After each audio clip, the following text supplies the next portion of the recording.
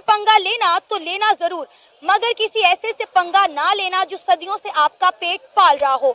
मगर ये बात बांग्लादेश को समझ नहीं आई और बांग्लादेश ने इंडिया के साथ पंगा लेकर खुद अपने पेट पर लात मार ली है। से हम खबर जो आलमी मंजरनामे पर छा गई और जिसको बहुत से बैनुल अक़वामी जो जराइद हैं वो भी रिपोर्ट कर रहे हैं, वो है तो बांग्लादेश जो है वो चावल भी मंगवाता है, कहता है हमारे पास चावल नहीं है, हमें चावल दो। कि मोहम्मद यूनुस ने नई दिल्ली के साथ तनावपूर्ण संबंधों को सुधारने के लिए कदम उठाए हैं।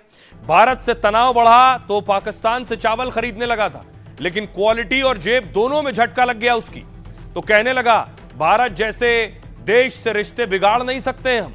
भारत से चावल आयात करना वियतनाम या किसी और देश के मुकाबले सस्ता है, तो आर्थिक रूप से यही ठीक है कि हम ये अपना मुख्य खाद्यान्न भारत से खरीदें। हमारी सरकार ने भारत से 50,000 टन चावल खरीद के प्रस्ताव को मंजूरी भी दे दी है।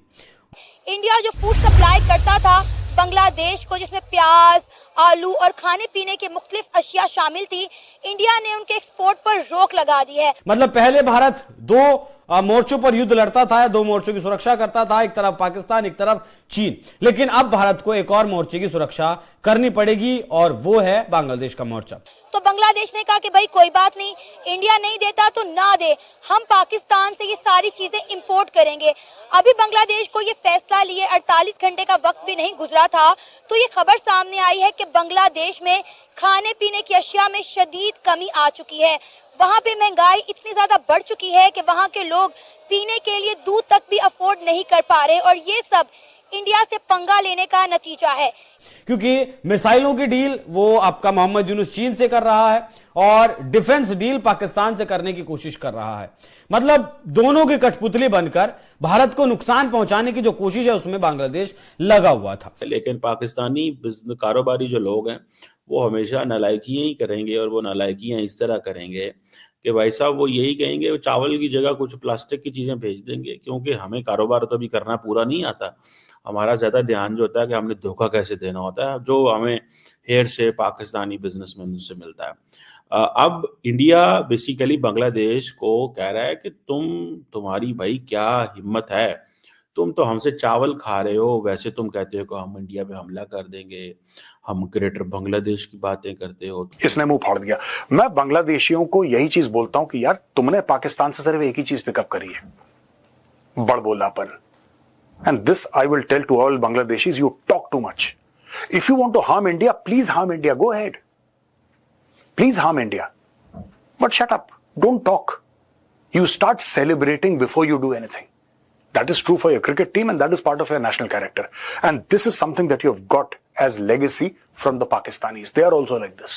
लेकिन भूख एक ऐसी चीज होती है जो हर चीज को मिटा देती है। बांग्लादेश को भी जब भूख लगी तो बांग्लादेश की तरफ से कहा गया कि नहीं मालिक, चावल तो हमें चाहिएगा। जो चावल आपसे हम लेते हैं वो हमें सस्ता पड़ता है, अच्छा होता है, और अगर आपका चावल नहीं मिलेगा तो फिर कैसे ही ये कट्टरपंथी सामने आएंगे, सड़कों पर उतरेंगे। कट्टरपंथी जो सड़कों पर उतरे हैं आखिरकार वो खाएंगे क्या? ऐसे में बांग्लादेश की अंतरिम सरकार के वित्त सलाहकार सलाउद्दीन अहमद का बयान सामने आता है। पहले ये समझता हूं कि बांग्लादेशी कौम ने जिस तरह से अपने हक के लिए जिस तरह से खड़ा हुआ है, खड़े होकर उन्होंने दिखाया है, और जिस तरह से वो तब्दीली और इनकलाब किसको कहा जाता है, उन्होंने उसका एक अक्स दिखाया है अपने। जिस तरह से उनकी स्कूल गोइंग बच्चे, कॉलेज गोइंग बच्चे, यूनिवर्सिटी, रेडी पान, शहर के, मुल्क के हर तबका जो है वो सड़क पर निकला है और वो अपनी जो हक के लिए जो है वो लड़ा भी है और उसने कुर्बानियाँ भी दी हैं। बिकॉज मेरा पॉइंट ऑफ व्यू ये है कि शेख हसीना ऑल्दो के वो उनके जो लीडर था उसकी बेटी थी, उनके बानी की लीडर थी, बानी जो था शेख मुजीब उनकी बेटी थी, बट द थिंग इज कि एक फरिश्ता भी अगर हो तो एक ख़ास वक्त के बाद कौम उससे भी जो है वो जान छुड़ाना चाहती है।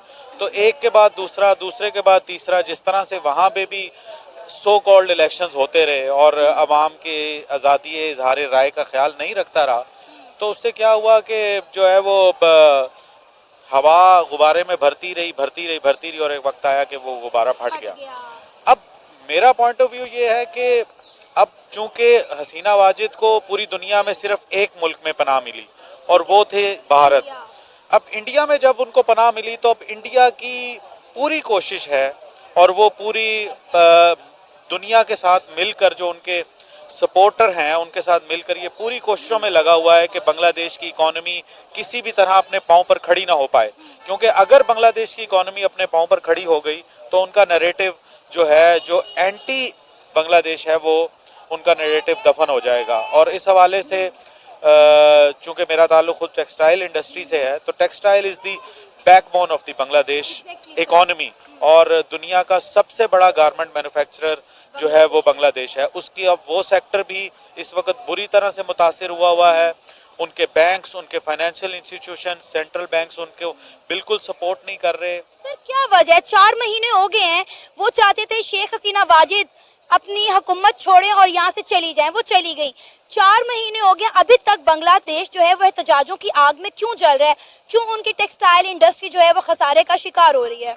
देखें, एक तो इसमें 2-3 चीजें थी। एक तो जब ये हालात इस तरह के पैदा हुए तो ओवरऑल दुनिया ही पूरी एक इन्फ्लेशन की आग में, ओवरऑल एक वर्ल्ड इकोनॉमी भी दबाव का शिकार थी।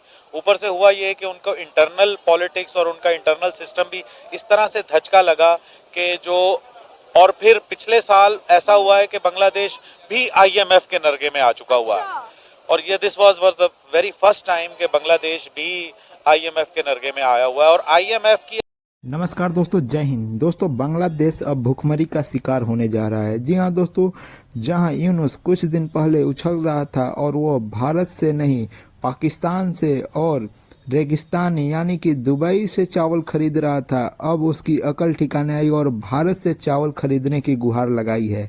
लेकिन दोस्तों, भारत इस चावल को देगा कि नहीं, अभी तक ये डिसाइड नहीं किया है, क्योंकि दोस्तों जिस तरह से इन्होंने भारत को छोड़कर अपनी मार्केट बदली थी और भारत को यह दिखा रहा था कि तुम्हारे बगैर हमारा काम चल सकता है, तो आज उसी का नतीजा इनके सामने देखने को मिल रहा है। जिस तरह से ये छटपटा रहा है और आगे आने वाला समय इसके लिए और बड़ी काल साबित होने वाली है, क्योंकि दोस्तों अभी तो ये शुरुआत है। एक समय था दोस्तों जब बांग्लादेश की ग्रोथ सबसे आगे रहा करती थी, लेकिन वो पाकिस्तान के राह पर निकल पड़ा था और पाकिस्तान वाला हालत अपना चुका है। दोस्तों वीडियो पसंद है, वीडियो को लाइक करें, शेयर करें, चैनल को सब्सक्राइब करें। पॉलिसी है, एक तरफ पॉलिसीज हैं, दूसरी तरफ ये जुलाई, अगस्त और सितंबर का वो ये जो 3 महीने थे, उनकी इकोनॉमी बिल्कुल जो है वो बैठ गई और उसमें एक्सपोर्ट बिल्कुल नहीं हुई, और इंपोर्ट जो थी वो एसेंशियल आइटम्स, तो लामोहला आपको फूड आइटम्स इंपोर्ट करनी पड़ेंगी। तो इस वक्त उनकी इकोनॉमी जो है वो एक सर्वाइवल की जंग लड़ रही है। वो एसेंशियल फूड आइटम्स, आटा, चावल, घी और जो फूड आइटम्स हैं, शुगर, उसको सिर्फ इंपोर्ट की इजाज़त उनके सेंट्रल बैंक्स दे रहे हैं। अदरवाइज जो कि उनकी टेक्सटाइल इंडस्ट्री है, उसके लिए जो रॉ मटेरियल का क्राइसिस इस वक्त हुआ है, बैंक्स उनको अलाउ नहीं कर रहे कि रॉ मटेरियल इंपोर्ट। पीने की चीजों की अगर हम बात करें तो 40% फूड सप्लाई इंडिया से उन्हें आता था। इंडिया ने जो पहला एक्शन लिया है वो यही एक्शन लिया है कि उन्होंने जो प्याज, आलू और खाने पीने की अशिया बांग्लादेश को एक्सपोर्ट करते थे, उनके उस पर बैन लगा दिया ताकि वो भूख और